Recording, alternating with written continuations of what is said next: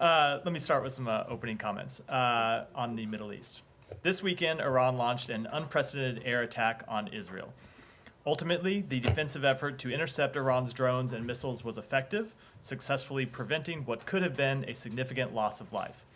This was a shared success, and the United States is proud to have played a critical role in it.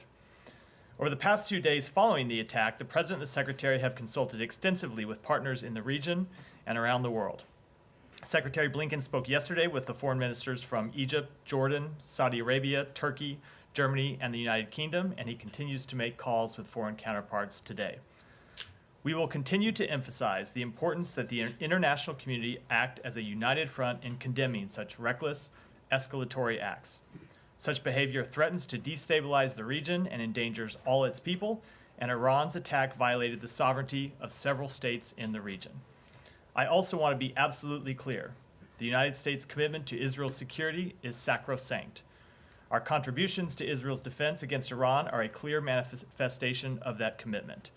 So too are our efforts to advance a ceasefire of at least 6 weeks in Gaza, which would secure the release of all remaining hostages and create a pathway to a more enduring peace. We remain committed to advancing that work and providing lasting peace and security for Israel, for the Palestinian people, and for the broader region. And we will continue to engage regional and international partners urgently on these areas in the coming days. With that. Well, that's it. I thought you said you had a couple of different comments. That seemed like one. Okay, but that's fine. One topic. Several comments, one topic. Gotcha. On this, just logistically, who has the Secretary spoken to other than the Iraqis, obviously? He has I will have a list of readouts of those coming. I don't have any to read out right now, but have readouts coming throughout the day. He's got calls scheduled for this afternoon and has completed some already, but I need to make sure those are ones we're publicly reading out. Okay, and I know you guys don't want to talk about this, but when you say that the Iranian attack violated the sovereignty of several countries in the region, which countries are you talking about, and which countries actually took action? So with respect to the first question, so the attack violated not just obviously Israel's sovereignty, but you saw missiles launched from Iran and fly over other countries in the region. Such as? I'm not going to speak to those. I'll defer to my colleague. Right, Hold okay. on. Let's just say I will defer to my. They didn't fly over Australia. I will. So where did they fly over? I will say two things. One, you can look at the flight path, but two, I will defer to my colleagues at the Pentagon who are more appropriately situated to speak to that question. And when it comes to responding to that attack and work to assist Israel in its defense, I will let any other countries that were involved speak to their. Well, are there any that you care to, or not care? I will speak on behalf of the United States and let any other country speak for itself. Okay, and so your understanding, though, is that there was at least one Patriot missile battery that brought down a missile in Erbil that was going over Iraqi airspace? So with any of those types of questions, I'm going to defer to my colleagues at the Pentagon. I'm not going to speak to. So you can't say that? I'm not going to speak to military matters from here. One, it's not appropriate. Two, I'd probably get it wrong. Okay. All right, I'm done. Oh, well, I have some stuff on Iraq, but okay. Bilateral stuff. Yeah, okay. Go ahead. Hi, Matt. So U.S. has been cautioning Israel about its retaliation. I'm wondering what's the most recent steer you're getting from Israel on what kind of further retaliation they're going to I'm just not going to speak to our private diplomatic conversations. When we have talked to Israel, we have made clear, as we demonstrated on Saturday, that we are committed to their defense. And of course, we continue to make clear to everyone that we talk to that we want to see de-escalation, that we don't want to see this conflict further escalated. We don't want to see a wider regional war. That's something that's been the goal of this administration since October 7th, and we have worked to achieve. But beyond that, I don't want to get into private diplomatic conversations.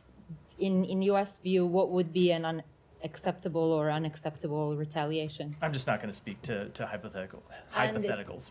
Okay, let me go at this a little bit more. It's taken you months to convince Israel on a number of things, like aid to Gaza, how they're conducting their military operation in Gaza. What makes you think they're going to heed your warning this time? So again, I'm not going to always accept the premise of the question, so don't take that in my response.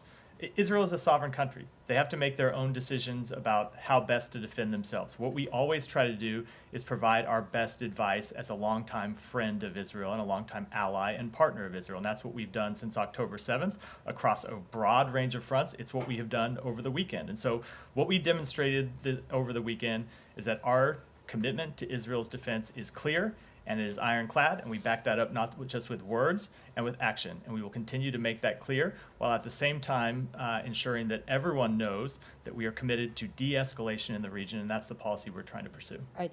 On UN, Robert Wood said yesterday, in the coming days and in consultation with other members, U.S. will explore additional measures to hold Iran accountable. Here at the United Nations, can you give any clues on what that might include? So we have been consulting with partners on this very question over the past several days. When I read out the Secretary's calls, one of the things that we have talked about in those calls are any further actions to hold Iran accountable for its behavior. If you have seen this administration take action since day one to hold Iran accountable, we have put more than 500 sanctions in place on Iran and Iranian entities, and we will continue to hold them accountable, but I don't have any specific measures to announce today.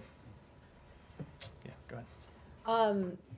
Understood that you don't know exactly when Israel is going to go ahead or don't feel the need to share it, but is the U.S. expectation that Israel will share with the U.S. before they actually retaliate? I'm just not going to get into those private conversations between our two countries. The U.S. hasn't asked to, look at what their plans are before they go ahead. We are in close contact with Israel at a number of different levels at the White House, between this building and Israeli counterparts, as well as with the Pentagon. But as to the substance of those conversations, I think I'll keep them private. And then, obviously, the U.S. was hand in hand with Israel defending against this attack over the weekend. Can you speak to how you think that might impact the way that Israel responds? Do you think that they felt supported by the U.S. and regional allies as they were under assault that might make them, feel like they're in a better place today than they would have been defending themselves on their own? So I can't speak for Israel. I would never want to speak for another country. I'll speak for the United States. But I will say what you saw over the weekend, and really it's something that started before the weekend, was a coordinated response to defend Israel, something that we worked very hard with our Israeli counterparts to put into place. It's not like when these attacks were launched Saturday afternoon, our time, Saturday evening, Sunday morning, Israeli time, that it was something that we had not been preparing for with Israel in the days leading up to that attack. We had been working quite closely with them to coordinate our response, to talk about how we could defend Israel, how we could take down those drones and missiles, and something we worked very closely on, as well as we coordinated with our diplomatic response. As you saw, the Secretary had a number of calls with foreign counterparts last week to send messages indirectly to Iran, to ask other countries to make clear to Iran that they should not escalate this conflict. We shared all of those conversations with the government of Israel, made clear to them that we were working with them not just militarily, but that we were working with them diplomatically, and that's what we are committed to continue to do to defend the state of Israel and the people of Israel. And are the Rafah meetings still going to happen this week? I don't have any scheduling announcements to make with regards to those meetings. Go ahead. I'll come to you next. In a similar vein, that the fact that Israel didn't take a preemptive strike, and that the U.S. and others were warning that a strike from Iran, an attack from Iran would likely be coming.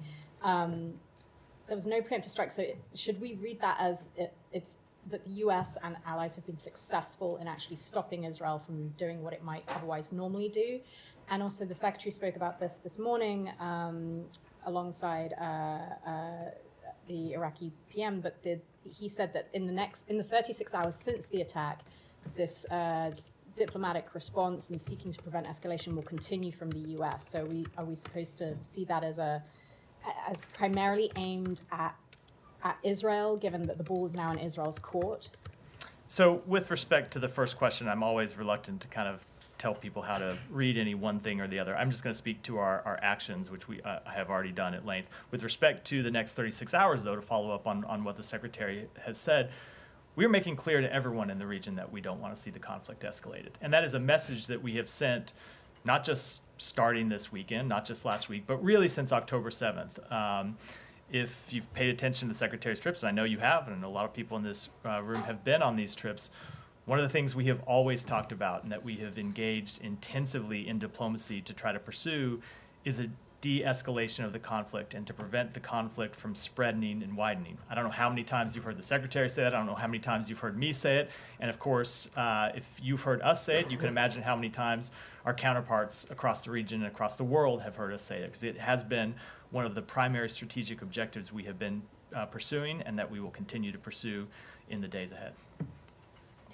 A quick follow on that UN angle. There's some criticism today that the UN missile sanctions on Iran that expired in October last year somehow enabled this attack. How do you respond to that? So I would say, first off, that's just absolutely not true.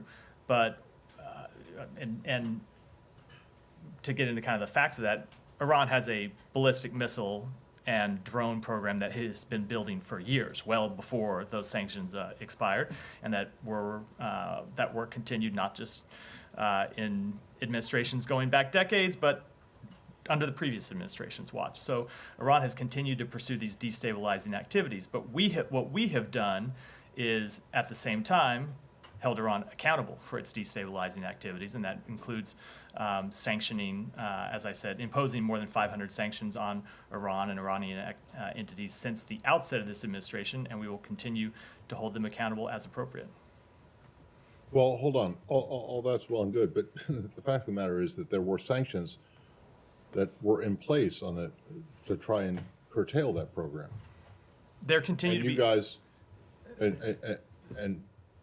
and they were dropped. I mean, they expired. There continue to be other sanctions on Iran's missile programs, and as I said, we continue to look at ways that we can tighten our sanctions, increase the enforcement of our sanctions, and if necessary, impose new sanctions on Iran. But they have a ballistic missile program that goes back years, decades. They did, which is why the sanctions were introduced in the first place. And it's and why then you guys let them expire, along with the general arms embargo. And it is why we have sanctions on their ballistic missile program. We'll continue to look for new sanctions. But you don't have the same sanctions that you had in place before. We do have sanctions on their ballistic missile programs, and have imposed, as I said, 500 sanctions, over 500 sanctions total with respect to Iran, and we'll continue to look to hold them accountable. But it's clearly they're not working. The sanctions are not working. Iran has for years tried to evade sanctions imposed by the United States, imposed by our European allies, imposed by the United Nations. But what we have seen the sanctions do is drive up the cost for Iran to do business, slow down their weapons programs, and ultimately at times I think you can see them produce less effective weapons. I probably shouldn't get into that in detail, but less effective weapons than they otherwise would. One more, Matt. Did you clearly ask Israel not to retaliate? And in case they responded, will you continue to defend Israel? I am just not going to get into the private diplomatic conversations we've had with Israel. But that said, we have made clear privately and publicly that we are committed to Israel's defense. That will always be true. That commitment remains ironclad. It will not change. And if there are further attacks on Israel, of course we will continue to defend them. I just had a follow-on, Michelle, regarding this. I mean, you are now pressuring Israel not to respond on the Iranian attack, and at the same time saying that if they've been attacked, you will defend them. Do you see that this was counterproductive to what you're trying to do? You're enabling them to respond to Iran while you're saying to them, we'll protect you when Iran retaliates back. So, first of all, you are, there are a couple things in your questions I have not said from this podium. I'm not going to speak to our private diplomatic conversations and what we are sharing with Israel privately. But publicly, of course, we are committed to the defense of Israel. And there is, that is something that the president has made clear from day one, something you've heard the secretary say clear, and it's something that will continue to be the case. And I think, if I could get at kind of a broader issue, I think inherent in your question, there have been times over the past 6 months since October 7th that Israel has taken actions with which we don't agree, or Israel hasn't moved as quickly as we would like to implement certain changes. And we engage with them on those issues, and we try to get improvements, and we will continue to try and do that. But at a fundamental level, there is a bond between the United States and the people of Israel. And that bond rests on our shared security. And one of the things that we will continue to be committed to is the defense of that security. And are you willing to risk a regional total war for this? I think you've heard me say here a number of times that we are working to pursue de-escalation. And that has been the focus of our diplomacy since October 7th, not just over the weekend, but since day one, is trying to pursue de-escalation and prevent the conflict from widening and spreading and expanding. Last question, but I want to go back to a statement you issued an hour earlier about West Bank violence. You started the statement by saying, "We strongly condemn the murder of 13-year-old Israeli Benjamin Achimayer." And the second paragraph, you say, "We are also increasingly concerned by the violence against Palestinians that led to the death of 2 Palestinians." Why the distinction? There is no distinction. We condemn we condemn all loss of innocent life. But why the change of word? The wording is different. I think you're reading too much into the formulation of the statement. We condemn all loss of innocent life, whether it be Israeli or Palestinian, and that's why we mentioned all 3 individuals who died in that statement. I think maybe you should put them all in the same sentence. Happy to take your. I mean, that's what the question is. I'm happy to take your. I'm happy to take drafting suggestions. But look, if you look at, I think the statement was pretty clear that we condemn violence against Palestinian civilians, just as we condemn violence against Israeli civilians. Thank you. The U.S. Embassy in Israel noted that the threat of drone and missile barrages diminished over the weekend when it lifted its shelter-in-place order for U.S. government officials, but the travel restrictions are still in place for those personnel. Is that something that's going to be the posture going forward, or do you anticipate lifting those as well? That is something that we monitor on a real-time basis and make assessments. You saw us issue that security alert over the weekend when there were drones and missiles in the sky, and when that threat receded, we lifted that security alert. When it comes to the policy that we put in place for U.S. Embassy personnel and their family members, it's something we'll continue to look at and make any adjustments that circumstances warrant. We have seen some major airlines cancel flights out of Tel Aviv. Is there any concern at this point about U.S. citizens being able to transit in and out of the country safely? We have not seen U.S. citizens have difficulty leaving or getting into Israel. Obviously, there has been a decrease in commercial travel since October 7th. We saw it plummet first, and then options come back online over time. It's not something that we've seen any long-term changes to over the past few days, but of course, we will continue to monitor the situation. Any more on the region before we move on? Alex, do you really have one on the region? Go ahead. Thank you much. You just described perfectly well how successfully U.S. and allies, came up with coordinated response. They defended their ally against drones and missiles coming from terrorist state. This is exactly what the Ukrainian people have been asking for. I knew this was not going to be about the region, Alex. I mean, so first of all, I will take the question, but I'm always going to call on you. I was trying to finish out in the region before coming back to the rest of the world. Go ahead. But the question I keep hearing from the Ukrainian people, that why do you think they don't deserve the same? If you look at our commitment to Ukraine, it has included significant provision of missile defense to allow the Ukrainian military to shoot down drones and missiles and attacks on the Ukrainian people. That is something that this administration is committed to, with billions and billions of dollars in weapon systems, and it's not just American weapon systems, but we have worked to source air defense systems from around the world to help defend the Ukrainian people against Russian attacks. But what happened in Israel last week happens in Ukraine every week. And it bears, I don't know, we cover this every day, that the Ukrainians are facing same drones coming from Iran, and they give it to Russia to attack on them. My question is, which U.S. that they have seen on TV yesterday, which U.S. is the true friend of Ukraine? So, Alex, I am just going to completely reject the premise of that question. I don't think it accurately represents the United States' commitment to Ukraine. We have been committed to Ukraine since day one. and our record bears that out. When you look at the international coalition that we have assembled to respond to Russia's aggression, to hold Russia accountable through sanctions and export control measures, and again, through the provision of weapons systems. And I mentioned air defense because that's most relevant to your question, but other systems as well, offensive systems that they have used to take the fight to the Russian army and reclaim half the territory that Russia took from them. So I think the premise of the question, frankly, is just a bit absurd because it does not match the reality of our record when it comes to supporting the Ukrainian people and the Ukrainian military. Let me go back to someone in the region. Go ahead, behind. Yeah, go ahead. Me? Yeah. All right, thank you for the Italian television. So we heard the president saying that he will support Israel, but he doesn't want an escalation. But Netanyahu doesn't seem to be listening too much to this ally. He just goes his own way for his political reason, although the ally keeps supporting Israel. So in case of a further escalation, will the U.S. Willing to be involved in a potential war toward Iran, and which other countries in the region might join the U.S.? So this is a little bit similar to some of the other questions in which it asked me to speak to a hypothetical that I'm not going to do. But that said, we have made very clear that we do not seek war with Iran.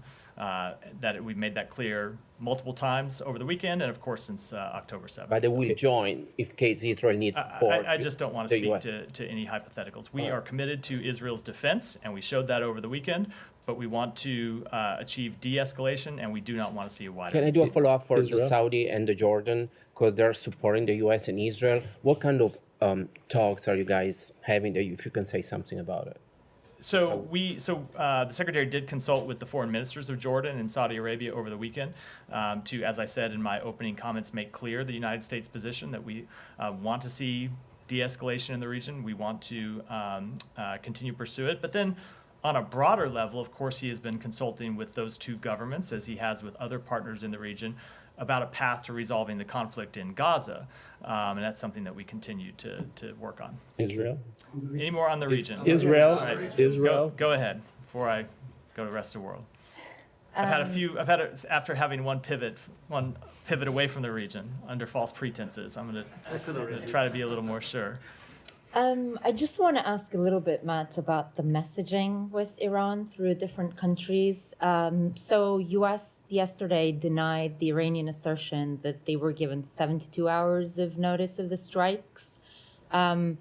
You don't mean, though, by denying that, you didn't get any notice at all, just to set that clear. No. You have gotten notice. No, we did not get notice from Iran of these strikes. That is not correct. Now, we did have some indication that they were coming. You saw speak to them, the possibility of them coming publicly. We had an expectation that Iran was going to retaliate in some way, but no, we did not get notification. But there's been plenty of reporting that through Jordanians, Iraqis, and Turks, messages had been passed to the United States. So you guys did not interpret that as some sort of an attempt to give notice?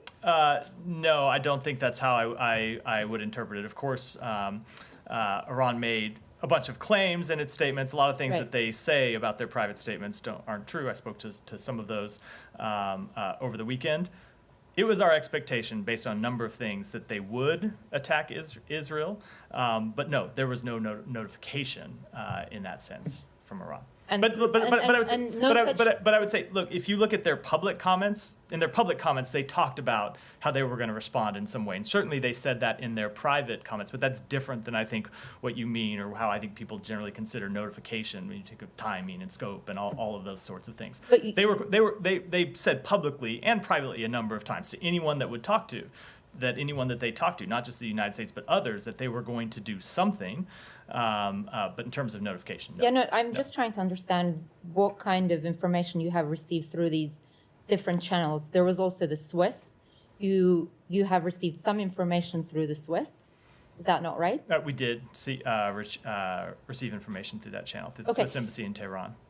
Right. And let me boil down to one specific, because there's been reporting that like a Turkish diplomatic or security source basically saying Iran informed us in advance of what would happen. Possible developments came up during the meeting with Blinken. This is a meeting or a call between Secretary Blinken and Turkish Foreign Minister Hakan Fidan. We were aware of the possibilities They conveyed through us to Iran that this reaction must be within certain limits. So in this exchange, for example, you have not heard from the Turks any detail about these possibilities. I'm just trying to get a sense and a picture of the level of details that you have received about the incoming attack through these different intermediaries. So I will say that there were a number of conversations with foreign interlocutors over the past week. In none of those conversations did we get a notification of the attack or a sense of the targets. Obviously, you heard Iran saying publicly that they were going to respond in a very large way. And so we were prepared for a significant attack.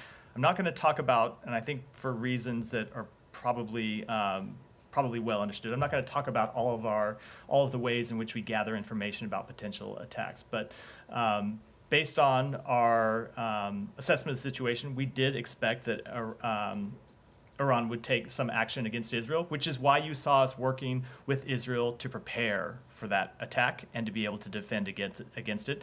And it's why we were able to successfully do so. Right. And the final thing is about the hostages. What is the sticking point right now? Like, the onus is on who, you would say, and, you know, whether is the U.S. still pursuing this? It seems to have been at an impasse. So we are still pursuing this, and I will say there is an incredibly significant proposal that went from the United States and Egypt and Qatar and Israel to Hamas last week. And Israel moved a significant way in submitting that proposal.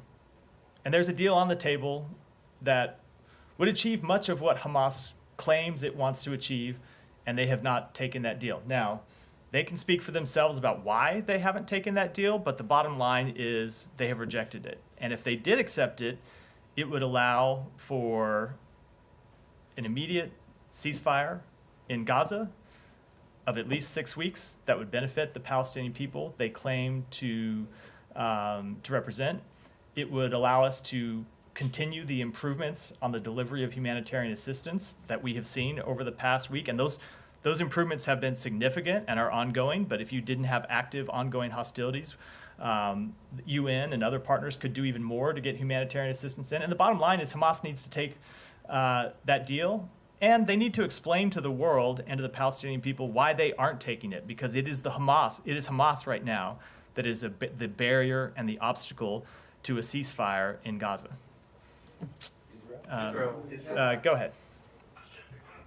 You, go ahead. Right, turn around. Me? Yeah, Okay. sorry.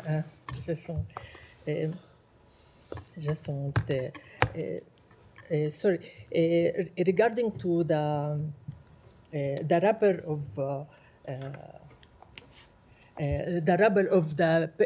the pier, we seen the rapper how they built the pier from the rapper of the destroyed houses in Gaza from the remain of the people who killed in Gaza, and this pier is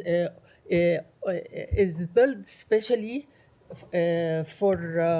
it's built especially to human aid for people of Gaza. This is you don't think this is inhuman for and it's a contract with the purpose of to build this pier? So I'm not going to speak to the specific details regarding the construction of the pier, only because that's not work that's ongoing through the State Department. That's work that's happening out of the Pentagon, and I would defer to the Pentagon to speak to that.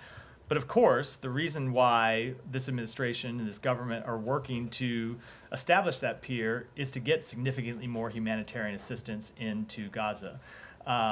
We have seen, as I said a moment ago, continued progress on that front over the past few days. We saw a significant amount of trucks go in over the weekend. We've seen improvements in mechanisms for the delivery of aid. We saw, I think it was 65 trucks that moved to the north of Gaza yesterday, and there are more slated to go to the north today, something that wasn't happening in any kind of significant number weeks ago. We've seen Erez crossing open for initial deliveries, and improvements are being made to it to allow it to handle more traffic. We've seen Ashdod now open for delivery of humanitarian assistance. We are seeing repair to water pipes that deliver water into Gaza underway and hopefully completed in the very near future. Now, all of that, go through all those improvements. We, as we have made clear, want to see those improvements sustained and expanded over time. But it is towards that goal of getting more humanitarian assistance that we have decided to pursue the delivery through a maritime option in the first place, and nothing else. The U.S. condemned the violence in West Bank between Palestinian and Israeli, but the violence from Israeli settlers is under the protection. They burn the houses, attacking the Palestinians, and this is under the Israeli protection, Israeli authority protection. Why you don't clearly condemn the Israeli authorities?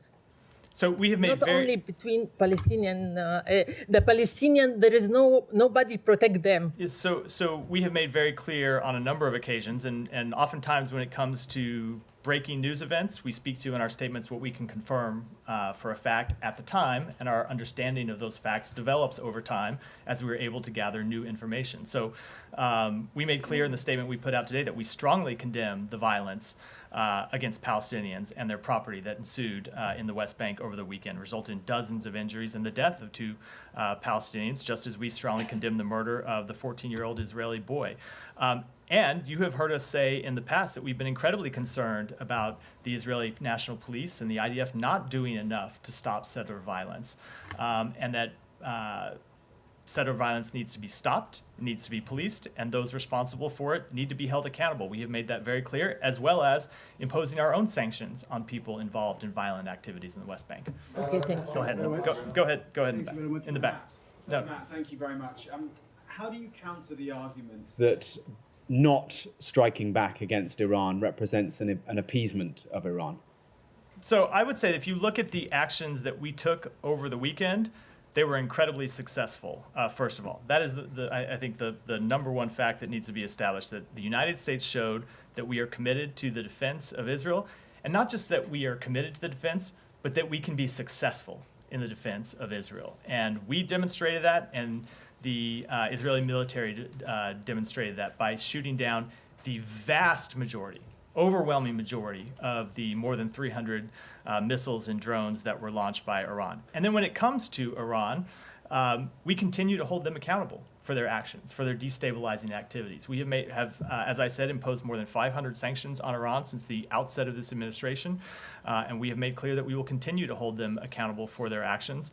And we think it's important, as I said, that everyone in the international community condemn Iran, and we've been engaged in diplomatic conversations to that regard over the past few days. But in a region where deterrence counts for so much, the fact that Iran was able to fire ballistic missiles at Israel proper, does unsuccessfully. That not unsuccessfully. Well, the largely unsuccessfully. Yes, but it's important. It is. I only say it because it is an incredibly important distinction that they were largely unsuccessful because of the work that we did with Israel. But you could argue that that was in part a consequence of the 12 days or so that they publicly announced they were going to do something. But does it not, the fact they were able to do it largely unsuccessfully, does that not, for them, give them some sense of deterrence, of re-establishing their own deterrence, which is a problem, is it not, for Israel and America? So you can make all sorts of arguments, but at the end of the day, I'm going to look at the results. And the results that we were able to achieve with Israel, yes, in part through our preparation, in part through our decades-long security agreements and security cooperation, is that we were able to repel that attack, and only a very small number of them succeeded. Ultimately, though, I think the point that I made continues to stand, is that we're going to continue to work to hold Iran accountable. Iran didn't start these destabilizing activities over the weekend. They have been a destabilizing force in the region going back for decades, and that is why you have seen us pursue not just actions to hold Iran accountable, but ultimately to isolate Iran And when you go back to the broader policy that we have been pursuing, that includes normalization between Israel and its neighbors, it is to isolate Iran. So you see an Iran that is cut off from the rest of the region, and an Israel that is more integrated, which ultimately we think is the long-term answer to the very real security challenges that that Israel faces. And can I just follow up on that? Let me just, because I have a lot of others. Let me just go ahead, Michelle. Some in the Middle East said that the Iranian attack was a farce, a deception, and a storm in a teacup. Do you agree with who said that? Some writers and reports. So 300, more than 300 missile and drone attacks is an unprecedented action by Iran, launched from Iranian territory, targeting the state of Israel. Now, ultimately, we were able to defend that because of our important collaboration with Israel and with the Israeli Defense Forces, but that doesn't change the unprecedented nature of Iran's actions and the fact that the international community needs to be united in condemning it. Let me try to get to some people that I haven't gotten to yet. I'll come to you. Janie, I promise I'll come to you. In regards to the attacks on Palestinian civilians over the last few days, does the State Department view that Palestinians have a right to defend themselves, to self-defense? So when it comes to civilians, obviously we're going to defer to, we want law enforcement to handle those situations. And we want to see Palestinian law enforcement be able to work in the areas where they have lawful law enforcement capabilities. And we want to see the Israeli National Police in the places where they operate defend Palestinians from illegal attacks. And we, on behalf of the United States, will continue to hold accountable settlers that engage in that type of violence. But in the absence of such... We don't want to see any civilians taking the law into their own hands. We want to see law enforcement act. That is the appropriate, and that would be our position anywhere in the world. We want to see lawful authorities act appropriately, and that's what ought to happen in the West Bank, as is true anywhere in the world. How would one defend himself, though? Like defend their homes?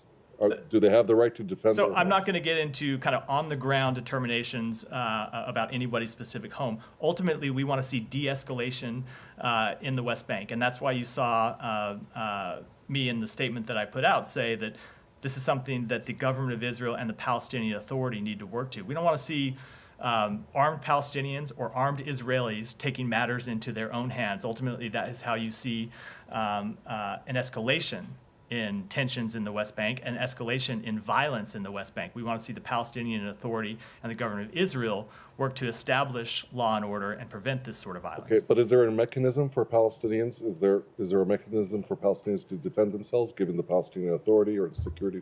So again, if you mean individual Palestinians, we don't want to see them taking violent actions. But we don't want to see Israeli citizens taking violent actions either. The government of Israel, the Israeli National Police, the IDF need to hold people accountable that take those types of actions, and that's what we'll continue to press for. Thank you. Go ahead. Thank you, Matt.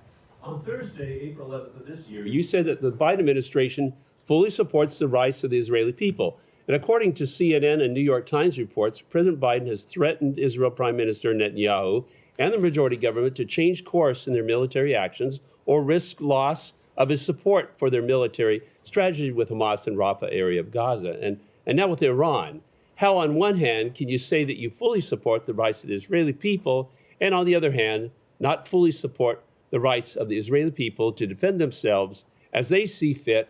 And a two brief follow-up. We do support Israel's right to defend itself, and we made that clear over the weekend. Okay, and then Israel has been under attack from Iran and its proxies since before October 7th, with April 13th's attack by Iran being the worst, not the first. Why was the Biden administration and State Department, according to a recent CNN report, so quick to telegraph the U.S. would not support any counterattack of Israel on Iran? And then what would it take for America to retaliate against Iran, since according to an Associated Press report, Iran murdered 3 Americans and dozens more were injured in an overnight drone attack in northeast Jordan over the past several months? So first of all, with respect to that drone attack, we did take action at the time, and that's been well discussed from here and at the Pentagon. And then with respect to the first part of the question, I'm not going to speak to private diplomatic conversations or reports about said private diplomatic conversations. But again, you don't have to look at our words to show that we are committed to the defense of Israel. Just look at the actions that we took over the weekend to shoot down drones and missiles headed for Israel that would have hit Israeli targets, harmed the Israeli people, and the United States stood strong with Israel to defend it. What was the reason for not not allowing Israel to have a counterattack on Iran? So Israel makes its own sovereign decisions with respect to these questions. Okay, Go ahead, Jani. Thank you, Matt. China, South Korea, and North Korea. China's Standing Committee Chairman Zhao Rui met with North Korea's Kim Jong-un last weekend and pledged to strengthen high-level exchanges between China and North Korea and build solidarity with anti-U.S. countries. My question is, as Assistant Secretary Crittenbrink currently visiting China, will he discuss these issues with his counterpart? So certainly every time that we engage with our Chinese counterparts, whether it is the secretary at his level or Assistant Secretary Crittenbrink at his, one of the things that is always on the agenda is stability on the Korean Peninsula and preventing North Korea from realizing its nuclear ambitions. And China is threatening South Korea not to participate in the U.S. actions to keep China in check. What is the U.S. position? I don't have any comment on that. Why not? So I'm not sure which reports you're referring to, but if you want to send them to me, I'd be happy to take a look. Because they are China and Russia. What's that? Because China and Russia and North Korea. I just don't. I'm not sure. Why not we? Hold on. South Korea gonna get the U.S. side? Why they? I think we have made clear that we stand in solidarity with our South Korean allies over a number of years. I'm just not sure what specific report you're referring to. That's why I didn't have a comment on it. Go ahead. Thank you, Matt. As far as Iran's attack, what does it say about Iran's military capabilities, and how does this attack affect any diplomatic strategies between the U.S., Israel, and their allies? Well, what it says about their military capabilities is that they shot over 300 drones and missiles, and the vast majority of them did not make it through. What was the second question? So them just to follow up on that, them being unsuccessful, does that say anything about their military capabilities? No, that's what I was just responding to. Right. I don't have anything. I don't have a further assessment to offer to that. And was there a change after that attack in the diplomatic strategies between the U.S., Israel, and their allies? No, there has been no change in the policy that we have been trying to achieve since October 7th, in that we are trying to pursue de-escalation and prevent the conflict from widening. As I said in response to an earlier question, you have seen the Secretary focus on this question since his very first trip to the region in the days immediately after October 7th, and it's something that we have continued to pursue because we do not believe that a wider regional war is in anyone's interest. It's not in Iran's interest, not in Israel's interest, not in the interest of the broader region. So that's why we have tried to prevent one and worked so hard to keep the conflict from escalating or from widening. Hold on. Go ahead. Yeah. Thank you. So the Iranian regime said that they responded to the attack that occurred in Iraq, Damascus, against their consulate. So my question is that what the United States positions now on that attack, do you condemn that attack? Do you think that attack against the Iranian consulate was appropriate, was wrong? What is the United States position? So we have not yet determined that actually was an attack on a consulate. The status of that facility is something that we continue to assess. Another question, sorry. So the United States condemned Iranians' attack against Israel. So what else the United States would do? Which kind of action the United States would take against Iran? So just condemned? So we are going to continue to hold them accountable. It's something that we have been discussing with our allies and partners over the weekend. I don't have any steps to preview today, but it has been something that we have done since the outset of the administration, and something that we will continue to pursue. Go ahead, back. Thank you. that improving ties between the Iraqi federal government and the Kurdistan regional government is one issue that you are addressing with Prime Minister Sudanese visit. Could you explain that in more detail? Like what issues will you address? So we are today hosting senior Iraqi officials at the State Department for the second U.S.-Iraq Higher Coordinating Committee meeting with the Sudani government. That is the vehicle for our two governments to set priorities for future cooperation within the context of the 2008 U.S.-Iraq Strategic Framework Agreement. And we are discussing through that forum our shared bilateral priorities and partnership on a broad range of issues, including energy independence, financial reform, water, climate, transportation, strengthening democracy and the rule of law, and enhancing educational and cultural relations. Go ahead. Thank you very much, Michelle, next. Thank you very much, Matt. Two questions. One question is that the Saudi foreign minister is in Pakistan right now. What is something from Pakistan and Saudi Arabia you would expect to do to improve the situation in the Middle East, and whether both these countries accepting Israel will play any constructive role if their only demand of Palestine, which the Biden administration also supports, if that is done? So I'm not going to speak to that specific visit or any meetings in that regard, but in terms of work with Saudi Arabia, you saw the Secretary speak to his Saudi counterpart yesterday. I think he spoke to him last Thursday or Wednesday. We have continued to work with them, not just to de-escalate tensions in the immediate term, but to work for a long-term lasting resolution to the conflict and a pathway to two states, and ultimately normalization between Saudi Arabia and Israel that would provide regional peace and security for years to come. Thank you very much. And one more, my very nice colleague and very well-known journalist for Pakistan, Hamid Mir, one of the top guys. I'm just quoting his words that Pakistan right now has more suffocation than what it was like during General Zia days, General Musharraf days, and 6 judges have resigned of the country. And he said, what if journalists starts giving resignation? Will that be enough to convince Matt that things in Pakistan are not good? Because I've given you examples of former prime ministers, former congressmen from Pakistan. So things are not as flowery as you are showing since the last 2 years about Pakistan. Color me a bit skeptical, but I doubt that this person you mentioned mentioned my name in describing this. But I would say, of course, we continue to work for freedom of expression in Pakistan. We continue to support the rule of law. That has not changed. But that's not about freedom of expression, Matt. Go ahead. Thank you. Right now in Georgia, thousands of Georgians are protesting the Russian law, and meanwhile in the parliament, it seems like the ruling party is moving forward. The latest update from Georgia is that special forces are preparing for some actions against the protesters. So once again, regarding this law, if I may ask, while the Georgian people, the entire West, is condemning this law and only Russia supports it, how does it align the strategic partnership between Georgia and the United States? So let me just say we remain deeply concerned that this draft legislation would harm civil society organizations working to improve the lives of Georgian citizens and would derail Georgia from its European path. We are also concerned that this draft legislation would impede independent media organizations working to provide access for Georgian citizens to high-quality information. But because this remains draft legislation, I'm going to sort of leave it there today and not talk about any implications should it actually be passed into law. And one more, last week you urged Georgian officials to conduct further investigation into the 4 judges sanctioned by the U.S.